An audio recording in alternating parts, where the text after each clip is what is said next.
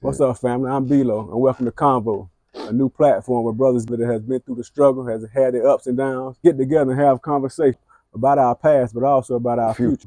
That with the host, that we can reach out and touch someone and be able to inspire the youth of those that are going through similar struggles.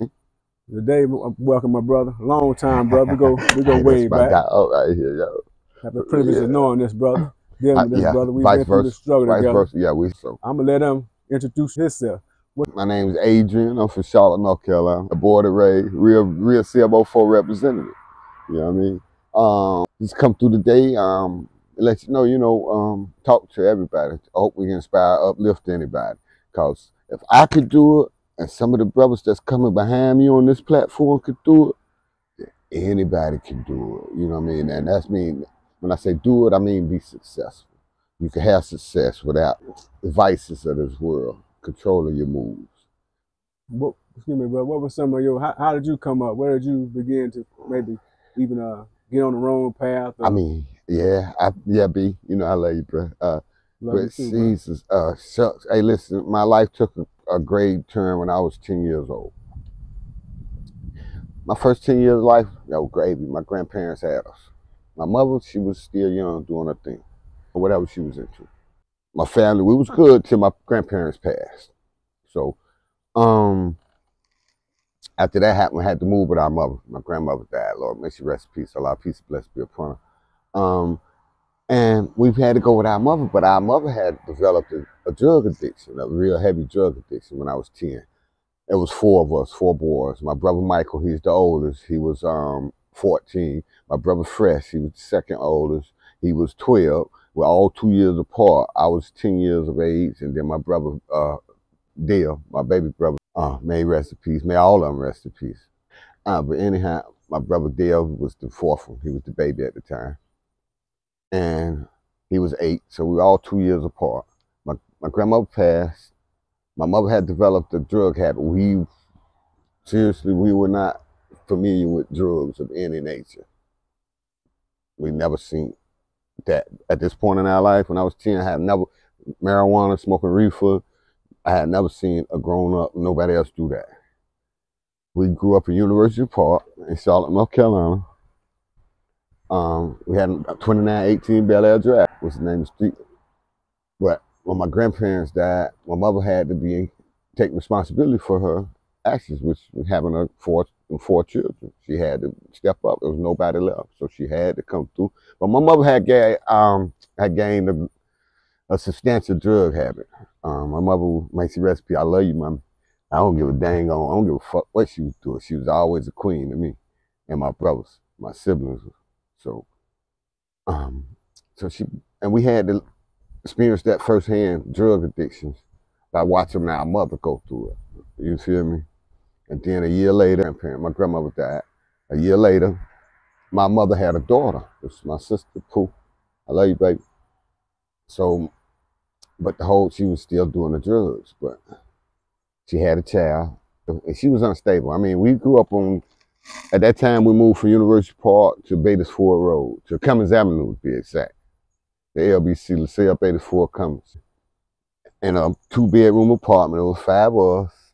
I mean, bruh, and she had my little sister. When we moved in there, she had just had my little sister. And my mother was she was shooting what they call spiking, you know. My mother was shooting cocaine. I ain't never heard of no crazy shit about my mother doing no dumb stuff for no drugs.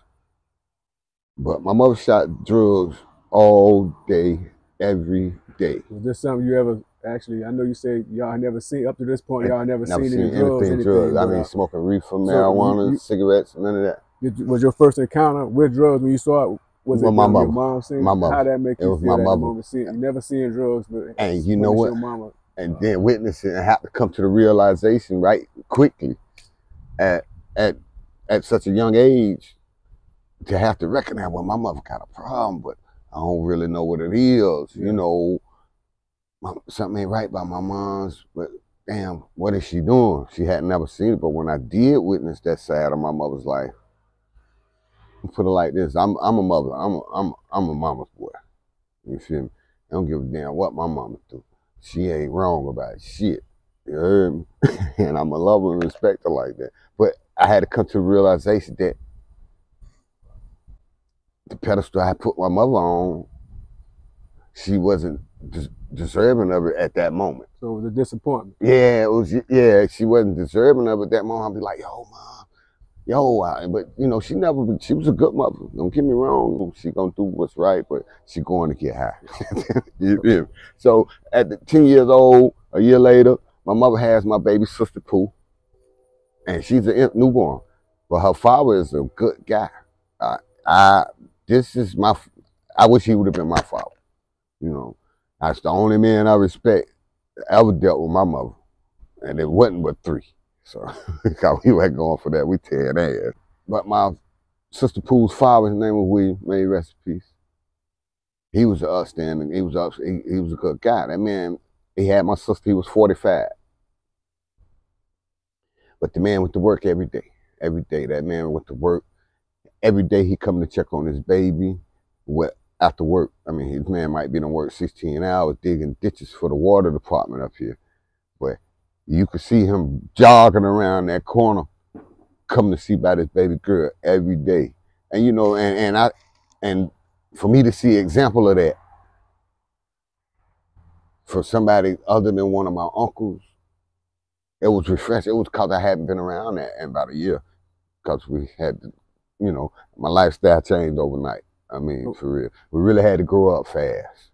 So my mother was on the drugs, but my sister, she was an infant. So we used to go when her father didn't have no bread. I'm 10, 11 years old.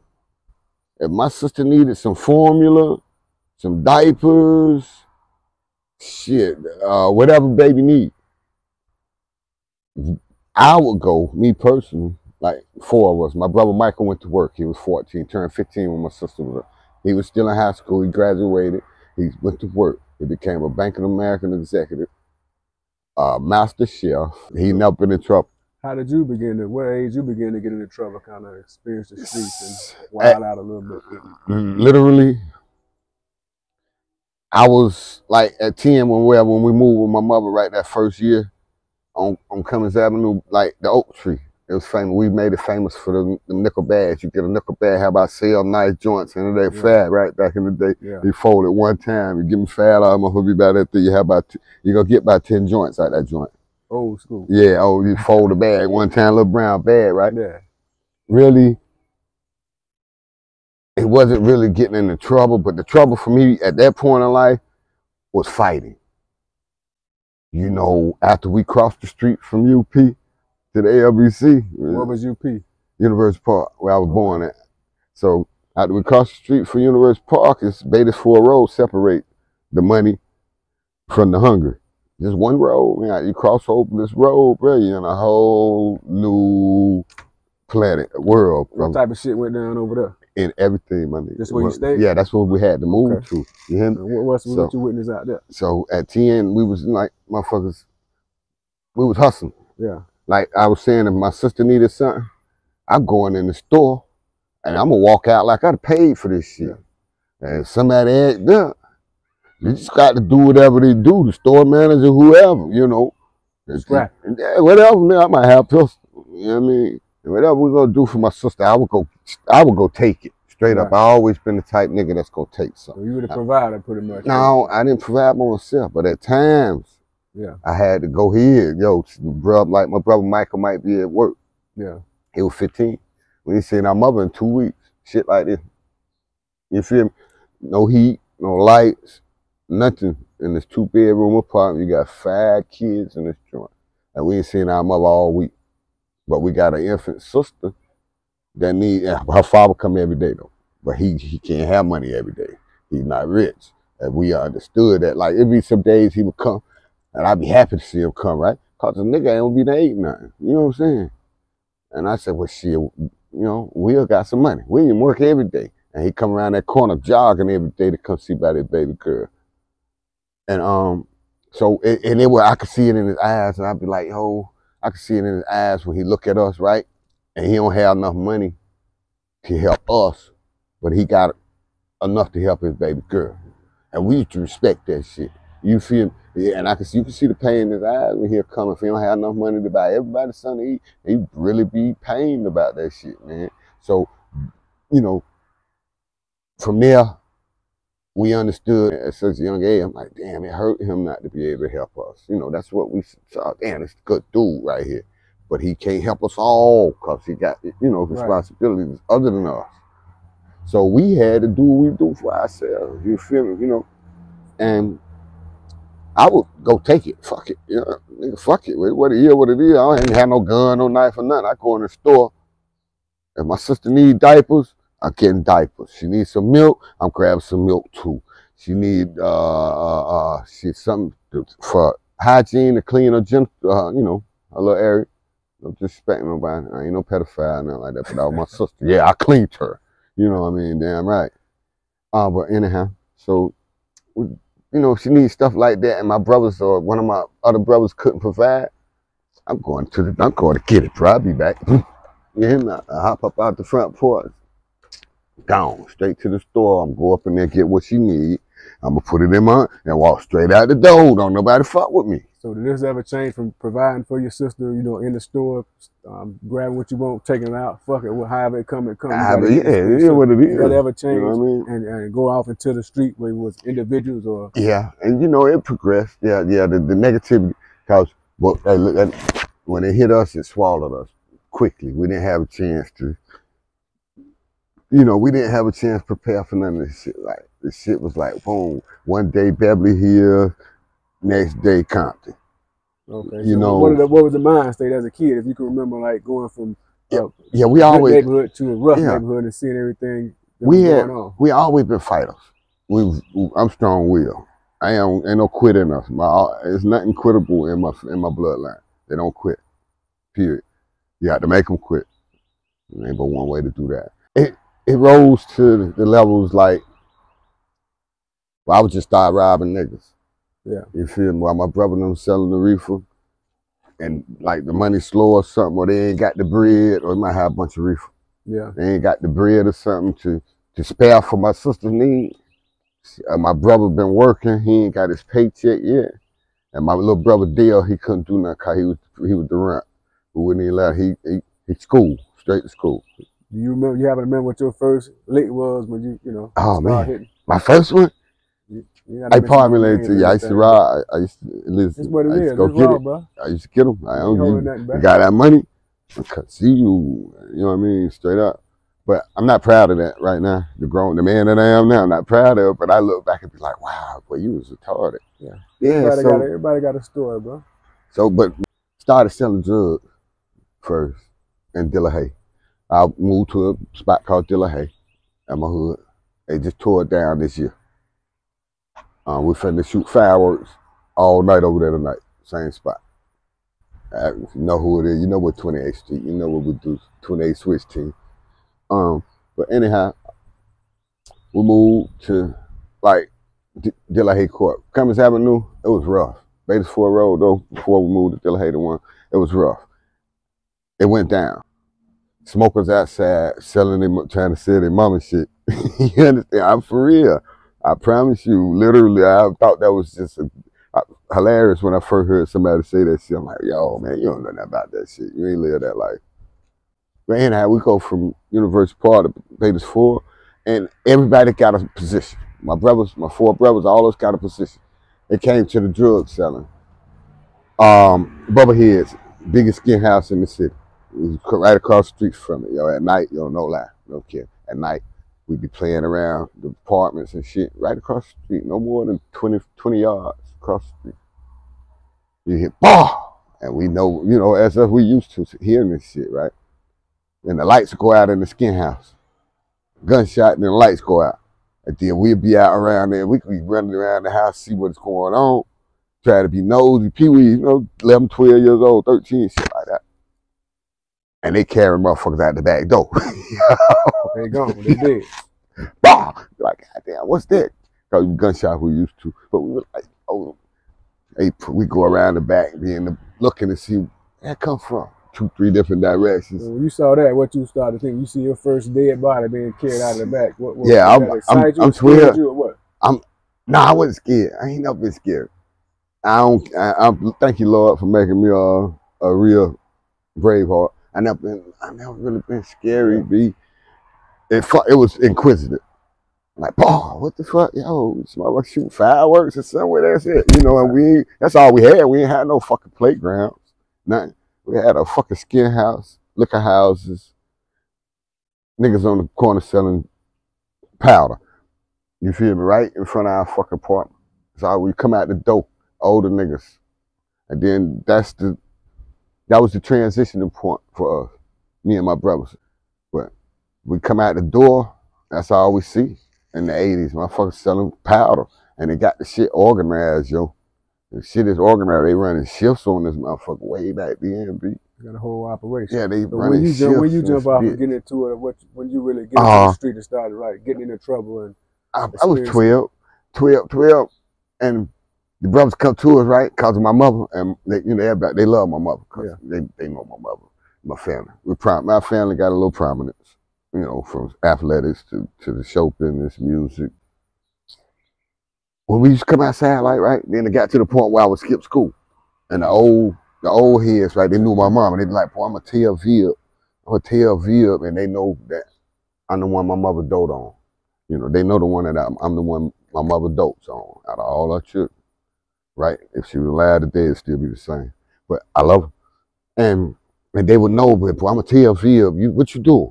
And I'd be skipping school. I'm talking about elementary school, man. I'm supposed to be in 6th grade classroom. I'm out in the streets. I ain't going to no fucking school. What you doing in the streets? So they start seeing me and my brother.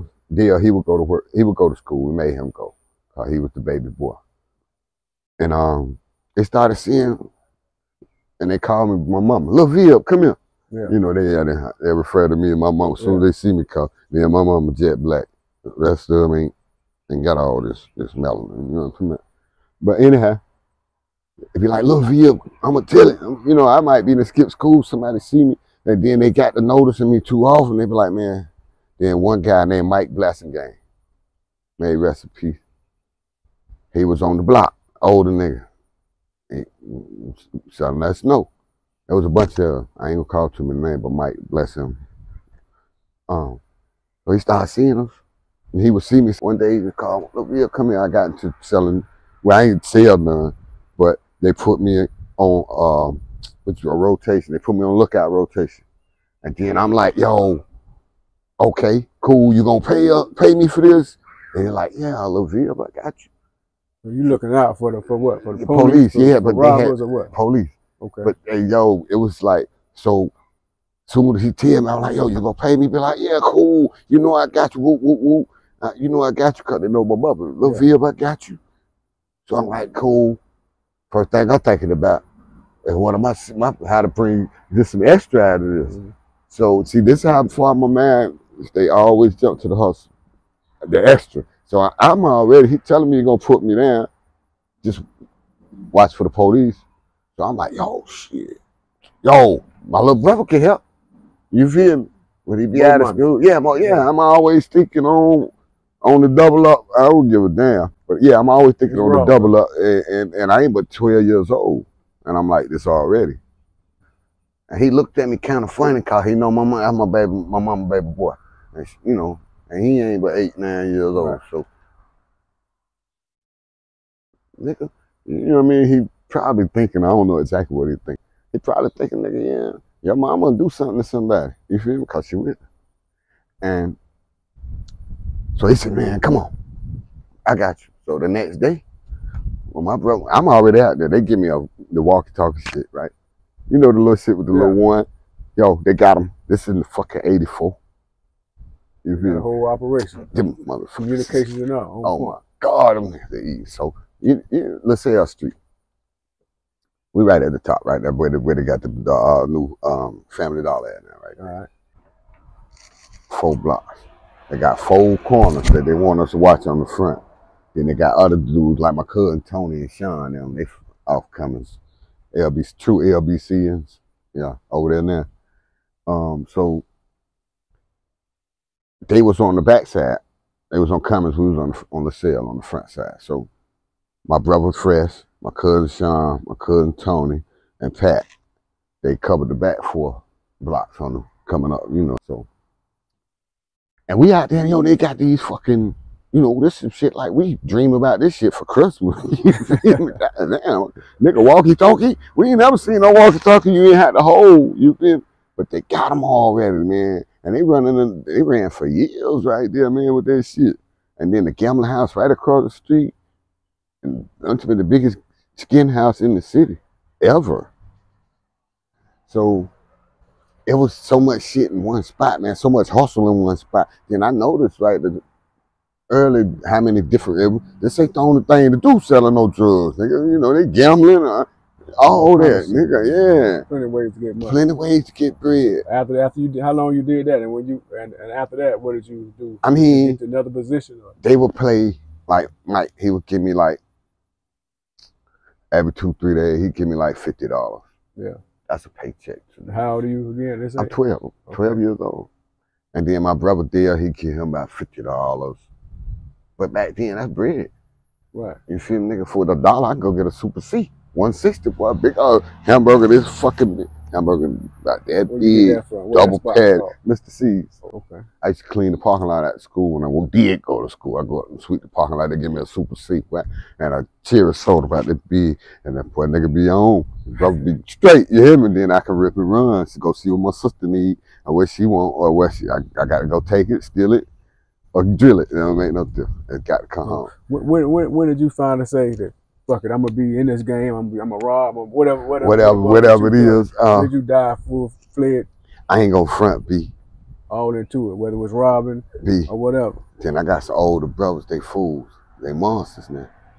They monsters. All well respected right now, but they don't live like that no more. So they in the cut like I'm trying to get to. But when I really got into the guns, we had guns then. But we wasn't running around shooting nobody. You know, I was just getting to the hustle, the money. Sitting on the block watching for the police, talking on the walkie-talkie down the block to everybody, letting motherfuckers know if the police coming through. And I did that for about 4 months, for real. Then my brother was selling all the reefer up under the oak tree on Cummins. The big bags I was telling you about, fat, all you get about, man, nice joints out of that joint. Some good reefer there again, too. But, so they were pumping, that's what it was known. The coke and that reefer. They coming there. The traffic for that reefer and that coke was, you know, if you up into a real hot spot, you know what I'm talking about. So shit, while we doing, I did that about 4 months, and then I met my best friend, named Keith. My mother was on the wild junk out, right? And then before we started really hustling, his mother took me in. You feel me? She had her husband Woody had made recipes. Woodpecker, Woody, Greenville. He was the man with the birds. With my, you know, and the woman adopted me, man. Her son were real cool in elementary. My man Keith. So she adopted anywhere they went. She saw that my mother was fucked up. She tried to give me help to keep me in school. She bought me, and whatever she bought a kid, she bought me. Seriously. And she knew my mother was fucked up. So that was about two years. I was about 13, 12, 13. And she took me in that Elvira. I love you, baby, if you're watching this. And she took me in.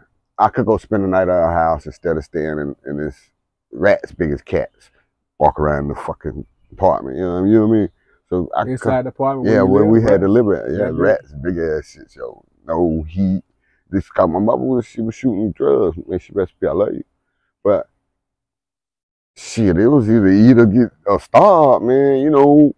And we ain't the type brothers that gonna do no starving. Even back then, we got enough courage and insight to go, yeah, we're gonna try something, nigga. We'll lose or drop. You know what I mean? So I guess, you know, but I started the guns 1986 or something. I think I might have been 13, 14, going out. I was coming out of elementary, finna go to John Taylor Williams Junior High. The roughest in the city. Oh yeah. If you can survive this motherfucker, you ready. For real, junior high now. What's the name of it? JT Williams. So what it was like going through that? But shit. It was wild, but we was selling drugs by then. And shooting shit and everything. And 12, 13. So we moved into the guns. We started getting guns in '86. My brother Fresh, my cousin Sean, my cousin Tony, and my friend Patrick. They were selling the reefer. Those were the ones that was handling the reefer bags, right? So they grew up. So they graduated to the cocaine from the reefer by then. So one morning, we live right around the corner from them. I hear gunshots, pow, pow, pow, pow, early one morning. So I'm running around. I'm looking for my brother. My brother at the house with us. So we run out the door like, what's going on? We hear gunshots, large caliber shots. And so we run out the house looking around, see what's going on. So we going up to Cummins Avenue to check on our family, our cousin, and our partner. About the, cause they selling the reefer. So we run around the corner, and they got a little house right here, Tony. My cousin Tony, may rest in peace, he passed year before last. Somebody had went into the little spot that they had, the house. My brother, had got for their business. And my cousin Sean, my cousin Tony, and my partner Patrick was in there asleep. And it had to be somebody that was close to them, man. And they shot all three of them in the head at point blank range while they were sleeping. There's three people you know, three of your people. The people that hung every day. And they was people, Sean and Tony, they might have been 15, some shit like that. So my brother Fred might have been 15, some shit like that. Cause I'm a couple years younger than them. This was a robbery? Yeah, they took everything. They took everything, but we think it was a hit. You know what I mean? Cause they were asleep. They shot all three of them in the fucking head. While they were asleep. While they were asleep, shot them point blank. Was your brother included? No, my brother happened to be at home. So we coming out, we run up there together. And our cousins, two cousins and our partner up here, they been shot in the head with a 45. You see this? Yeah. We go in the house. Cause we going, oh, y'all hear all them shots? God damn, hold up. Oh my God.